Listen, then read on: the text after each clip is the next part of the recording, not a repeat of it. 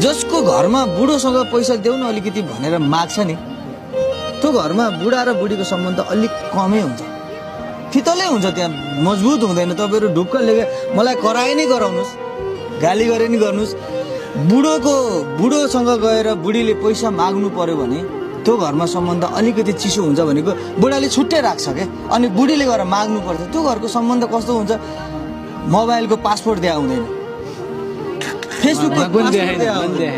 जब सबै सम्पत्ति नै तिमी हो भनेर ल्याएको हुन्छ, त्योसँग के लुकाउँछ होइन? त्यही भएर जति कमाउनुहुन्छ, लेडिज भनेको फेरि के हो, लक्ष्मी हो।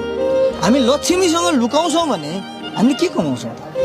लक्ष्मीलाई सबै कुरा सुम्पिदेऊ, लक्ष्मी पनि फेरि के हुनु पर्यो, लक्षिणको ल्याएर दियो, कहिले दिन्छ र सिद्ध्याउँला भन्ने चाहिँ हुनु भएन होइन, लक्ष्मीको भइदिनु पर्यो। तर एक दिन तपाईँहरू विचार गर्नु, एक दिन छोरो मान्छे लगाएर दिनुहोस्, श्रीमतीले सिद्ध्याइदिनुहुन्छ, अर्कोचोटि दिनुहोस्, सिद्ध्याइदिनुहुन्छ, तेस्रो पनि दिनुहोस्, अब चाहिँ जोगाउनुहुन्छ। किनभने सबै मलाई सुम्पिएको छ भने अब मैले कसको लागि सिद्ध्याउने भन्ने हुन्छ, 100% हुन्छ।